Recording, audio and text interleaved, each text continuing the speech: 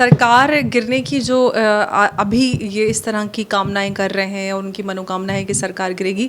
तो सबसे पहली बात तो ये है कि सरकार नहीं गिरने वाली है, मजबूत सरकार है। प्रधानमंत्री मोदी के नेतृत्व में ज़्यादातर उनके विश्वसनीय पुराने दल हैं जिनके साथ में सरकार बनी है। जो यात्राएं उन्होंने की, न्याय यात्रा और ये वाली यात्रा वो वाली यात्रा, बहुत पैदल चले और मोहब्बत की दुकान भी खोली, लेकिन फिर भी 99 पे अटक गए। झूठ बोलकर महिलाओं को 8500 रुपये महीना की लालच देकर जो उन्होंने चंद सीटें हासिल की हैं, उनको लगता है कि उनकी जो एक खिसियाहट है वो इसी बात का सबूत है कि राहुल गांधी की कोई भी कामना, ना तो उनकी प्रधानमंत्री बनने की कामना पूरी हो रही है और ना ही सरकार टूटने की। फिलहाल उनकी कोई कामना नहीं पूरी होने वाली। कहते हैं कि सियानी बिल्ली खंबा नोचे, तो राहुल गांधी फिलहाल खंबा नोचने का काम कर रहे हैं। इसी के साथ ऐसा नहीं है कि बुलडोजर किसी धर्म विशेष का घर देखकर चल रहा है। जो भी गोमती रिवर फ्रंट के ब्यूटिफिकेशन के लिए जो सरकार का प्लान है उसके अंतर्गत कार्य किए जा रहे हैं, वो सरकार के नहीं बल्कि हाई कोर्ट के आदेश पर हो रहा है।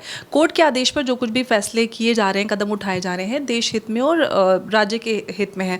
और वहाँ पर ऐसा नहीं कि मस्जिद या मुसलमानों के घर तोड़े गए, मंदिर भी तोड़े गए हैं, हिंदुओं के घर भी तोड़े गए हैं। तो ये विपक्ष का काम है देश में हिंदू मुसलमान की राजनीति करके भ्रम फैलाकर नफरत को फैलाना। मजनू के टीला पे जब अवैध कब्जों को हटाया गया तो वहाँ पे किसके घर है? हिंदुओं के घर है ना। तो वहाँ पे तो ये इकोसिस्टम निकल के नहीं आ रहा है कि भाई गरीबों के घर तोड़े जा रहे हैं। गरीबों के घर तभी तोड़े जाते हैं जब जहाँ पर मुसलमानों के घरों, क्या इनको लगता है कि मुसलमानों के घर टूट गए, इनकी वोट बैंक को हटाया जा रहा है। तो इनको सिर्फ फिक्र अपनी वोट बैंक की है, ये गरीबों की फिक्र नहीं है। गरीबों के लिबास में ये अपनी वोट बैंक की चिंता करते हैं। मैम, जब से देश में फिर एक बार मोदी सरकार बनी है तब से कांग्रेस और इसी के साथ राहुल गांधी लगातार मोदी सरकार पर हमलावर हैं। और अब राहुल गांधी ने ये कह दिया है कि मोदी सरकार में कहीं ना कहीं असंतोष है, थोड़ी सी गलती होते ही सरकार जो है वो गिर जाएगी। देखिए, सरकार गिरने की जो अभी ये इस तरह की कामनाएं कर रहे हैं और उनकी मनोकामना है कि सरकार गिरेगी। तो सबसे पहली बात तो ये है कि सरकार नहीं गिरने वाली है, मजबूत सरकार है। प्रधानमंत्री मोदी के नेतृत्व में जिस तरह से जो भी घटक दल हैं एनडीए के, और ऐसा नहीं है कि उन्होंने बहुत जोड़ तोड़ के सरकार बनाई है। ज़्यादातर उनके विश्वसनीय पुराने दल हैं जिनके साथ में सरकार बनी है। और सबसे पहली बात तो ये है कि जो यात्राएं उन्होंने की, न्याय यात्रा और ये वाली यात्रा वो वाली यात्रा, बहुत पैदल चले और मोहब्बत की दुकान भी खोली, लेकिन फिर भी 99 पे अटक गए। और वोटों का कारोबार भी किया, झूठ बोलकर महिलाओं को 8500 रुपये महीना की लालच देकर जो उन्होंने चंद सीटें हासिल की हैं, उनको लगता है कि उनकी जो एक खिसियाहट है वो इसी बात का सबूत है कि वो लगातार वार कर रहे हैं सरकार पर। और वो कहते हैं कि हम संविधान की रक्षा करने के लिए हमने इस देश में, और हमें संविधान की रक्षा करने के लिए हमें जनादेश मिला। लेकिन जिनको जनादेश सही माने में मिला, 240 सीट प्रधानमंत्री मोदी की पार्टी बीजेपी लेकर आई है, उसका वो सम्मान नहीं करे। तो ये किस तरह का लोकतंत्र है, किस तरह की और कौन सी संवैधानिक भावनाओं की वो बात करते हैं। तो फिलहाल तो ऐसा कुछ होता नज़र नहीं आ रहा। और मुझे नहीं लगता कि राहुल गांधी की कोई भी कामना, ना तो उनकी प्रधानमंत्री बनने की कामना पूरी हो रही है और ना ही सरकार टूटने की। फिलहाल उनकी कोई कामना नहीं पूरी होने वाली। इसी के साथ अभी आपने 8,500 रुपए का जिक्र किया है, जिस तरीके से आज भी कांग्रेस के दफ्तर के सामने तमाम महिलाएं जाकर खड़ी हुई हैं, तो क्या लगता है कहीं ना कहीं कांग्रेस पार्टी ने महिलाओं के साथ छल किया है क्या? बिल्कुल खुले रूप से छल किया है। और दिल्ली के एक सुप्रीम कोर्ट के वकील हैं विभोर आनंद, उन्होंने सुप्रीम कोर्ट में ये पीआईएल दायर की है और प्रेसिडेंट मुर्मू को भी उन्होंने ये लेटर भेजा है कि ये जो 136 सांसद हैं, इनकी शपथ नहीं होनी चाहिए और इनकी जो भी सदस्यता है इसको रद्द करना चाहिए। क्योंकि जिस आधार पर उन्होंने झूठ बोलकर छल कपट के साथ जो कांग्रेस है उसने 8500 रुपये महीना का उन्होंने लालच दिया, वोटर्स को लालच देकर झूठ के जाल में फंसाकर उन्होंने वोट हासिल किए हैं। तो उनको कोई जनादेश नहीं मिला। ऐसा नहीं है कि लोगों ने कांग्रेस पे भरोसा किया है या इंडिया अलायंस पे भरोसा किया है। धोखे से हासिल किए गए वोट को या जीत को आप धोखा नहीं कह सकते। संविधान की बात करते हैं तो आप जनता का मत या जनता जनादेश जो मिला है उसका सम्मान कीजिए और सही तरह से जीत हासिल कीजिए। तो मुझे लगता है कि सारी चीज़ों को देखते हुए जो भी कानून है हमारे, उन लोगों की सदस्यता रद्द होनी चाहिए, उन लोगों की किसी भी तरह की वो सेरेमनी नहीं होनी चाहिए। और ये जो वोटों का झूठ का कारोबार है, इलेक्शन कमीशन को भी उस पर संज्ञान लेना चाहिए। मैम, इसी के साथ लगातार कांग्रेस ये कह रही है कि इस बार का जो जनादेश है वो कहीं ना कहीं मोदी के फेवर में नहीं रहा है और सरकार इसीलिए गिर जाएगी। 241 सीट जो है वो जनादेश नहीं है, पर 99 सीट जो है वो लोकतंत्र की जीत है। इसको ही तो बेशर्मी कहते हैं। अब देखिए देखिए 240 और 241 सीट बीजेपी को मिले हैं और उन्होंने कितनी मेहनत की, कितनी सारी यात्राएं की, दुकान भी खोली मोहब्बत की, लेकिन फिर भी और छल कपट भी किया उन्होंने वोटर्स के साथ, उसके बावजूद वो 99 पर अटके हैं। और ये देखिए जब उनके समय में वो सरकार बनाते थे, इससे पहले जब कांग्रेस सत्ता में थी, तो 130, 33, 35 इतनी सीटें आती थी और वो अपने आप को बड़ी सत्ताधारी पार्टी और बड़ा दल कहते थे। तो आप कौन से मोरल ग्राउंड्स पे आप सरकार बनाते थे? आज प्रधानमंत्री मोदी या बीजेपी सत्ता में है तो 240 सीट लेकर वो सत्ता में बैठे हुए और सबसे बड़ा दल जिनके पास सीटें हैं, और जो भी उनके साथ दल हैं वो उनके पुराने और विश्वसनीय दल हैं। ऐसा तो नहीं है कोई लालच में इधर उधर से आए हैं। तो जो इस तरह की बातें और जो एक भ्रम फैलाने की कोशिश कर रहे हैं, जो उनका सपना टूटा है सत्ता में आने का वापस, और वो और दूर होता जा रहा है सपना राहुल गांधी का फिलहाल, तो ये उसी की खिसियाहट है। और कहते हैं कि खिसियानी बिल्ली खंबा नोचे, तो राहुल गांधी फिलहाल खंबा नोचने का काम कर रहे हैं। मैम, इसी के साथ नरेंद्र मोदी की सरकार को गिराने का लगातार दावा करने वाले राहुल गांधी ने ये भी कहा था कि हम जो है वो गरीबी हटाएंगे या फिर महिलाओं को 8,500 रुपये देंगे। पर यही कांग्रेस पार्टी जिनकी कर्नाटक में सरकार है, वहाँ दूध, बिजली, पानी, यानी कि पहले दूध बढ़ाया गया, उसके बाद डीजल, पेट्रोल और अब पानी पर भी टैक्स लगाने की बात सामने आ रही है कर्नाटक से। देखिए शरीना, आपने गरीबी हटाने की बात की तो नेहरू जी भी गरीबी हटा रहे थे देश से, इंदिरा गांधी जी ने भी गरीबी हटाने की बात की, राजीव गांधी ने भी गरीबी हटाने की बात की, और जब मनमोहन सरकार है फिर भी गरीबी हटाने की बात हो रही है। राहुल गांधी भी गरीबी हटाने की बात करें, प्रियंका गांधी आगे वो भी गरीबी हटाने की बात करें, उसके बाद वाड्रा और रेहान भी आएंगे वो भी गरीबी हटाने की बात करेंगे।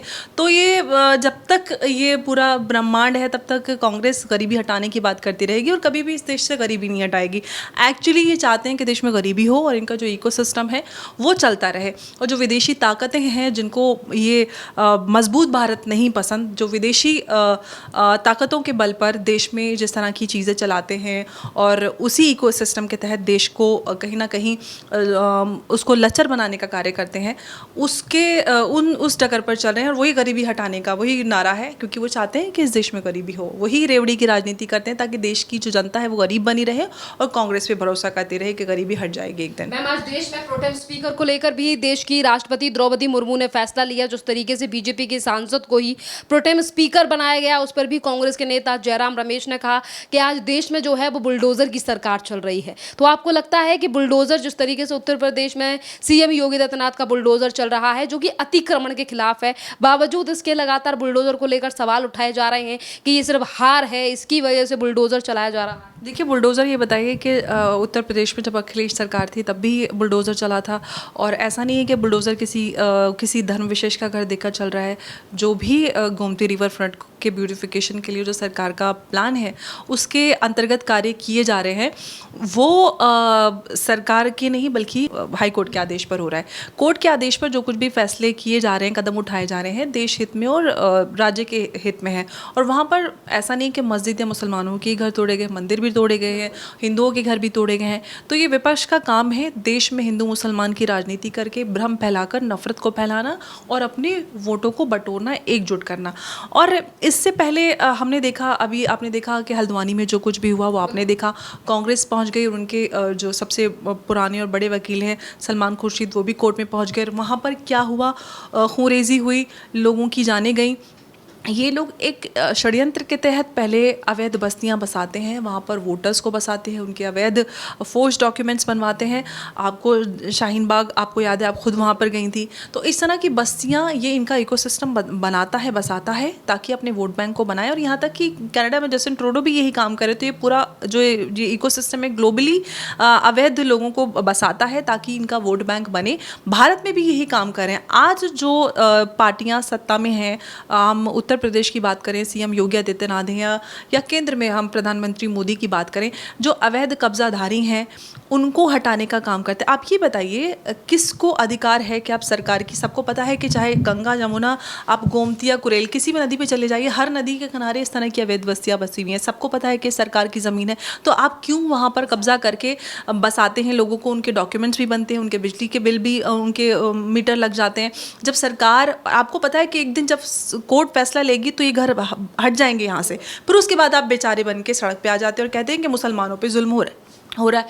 जुल्म तो उन पे भी हुआ ना, जिन हिंदुओं के घर भी हटे, तो घर तो सबके हटे, लेकिन बेचारे सिर्फ आप हैं। तो ये राजनीति विपक्ष कर रहा है ये दिखाने के लिए कि किस तरह से योगी आदित्यनाथ, जिनकी मजबूती से उत्तर प्रदेश में सरकार चल रही है, ये उनको अकर रहा है कि किस तरह से उत्तर प्रदेश बदल गया है, न्याय व्यवस्था, कानून व्यवस्था वहाँ पर बदल गई है, एक स्ट्रॉन्ग एडमिनिस्ट्रेशन जो चल रहा है, ये विपक्ष को पसंद नहीं है। मैम देखिए, आप भी एक मुस्लिम समाज से आती हैं और वहीं जिस तरीके से बुलडोजर की कार्रवाई को लेकर असदुद्दीन ओवैसी और इसी के साथ मुस्लिम लीग के जो कुछ नेता हैं वो ये कहते हैं कि कहीं ना कहीं बुलडोजर के डर में मुसलमानों से बदला लिया जा रहा है, जहां तक कि आरोप ये भी लगाया जाता है कि मुसलमानों को डराया, धमकाया और उन्हें दबाया जा रहा है बुलडोजर के जरिए। आपको भी ऐसा लगता है? अरे मैंने आपको कहा, अब देखिए मजनू का टीला में जो घर तोड़े गए, अवैध कब्जे हटाए गए, वहाँ पे किसके घर थे? हिंदुओं के घर थे ना। तो ऐसा तो नहीं था कि फिर आपको लगता है मोदी सरकार मुसलमानों को दबाए? बिल्कुल भी नहीं। मैं ये बता रही हूँ कि मजनू के टीला पे जब अवैध कब्जों को हटाया गया तो वहाँ पे किसके घर है? हिंदुओं के घर है ना। तो वहाँ पे तो ये इकोसिस्टम निकल के नहीं आ रहा है कि भाई गरीबों के घर तोड़े जा रहे हैं। गरीबों के घर तभी तोड़े जाते हैं जब जहाँ पर मुसलमानों के घर, क्या इनको लगता है कि मुसलमानों के घर टूट गए, इनकी वोट बैंक को हटाया जा रहा है। तो इनको सिर्फ फिक्र अपनी वोट बैंक की है, ये गरीबों की फिक्र नहीं है। गरीबों के लिबास में ये अपनी वोट बैंक की चिंता करते हैं। तो मैं ये कह रही थी, मजनू के टीला का मैंने एग्जाम्पल आपको इसलिए दिया कि वहाँ पर भी तो घर तोड़े गए। वहाँ पे हर जगह, चाहे मजनू का टीला हो, हल्द्वानी हो, कुरेल हो, या कहीं पे भी गंगा जमुना से लेकर कहीं पे भी जहाँ पे भी इस तरह की अवैध बस्तियाँ बसाई गई हैं, उनको हटाने का कार्य हो। तो ये तो सरकार, अब अवैध है तो अवैध कब्जे को हटाना सरकार का काम है। और ये आप बताइए कि किसने ये अधिकार दिया कि आप सरकार की ज़मीन पर अवैध कब्जा कर लेंगे और अगर आपको हटाया जाएगा तो वो नाइंसाफ़ी है।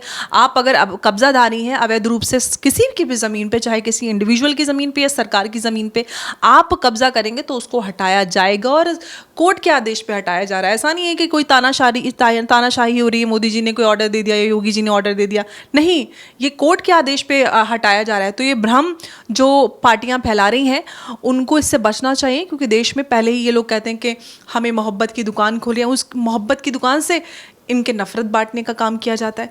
तो ये बहुत गलत है और इसको रोकना चाहिए। गलत को गलत बोलना चाहिए। अवैध कब्जे को की बात होनी चाहिए। अवैध रूप से कब्जा किया जा रहा है और उसको हटाया जा रहा है, ब्यूटिफिकेशन का काम हो रहा है।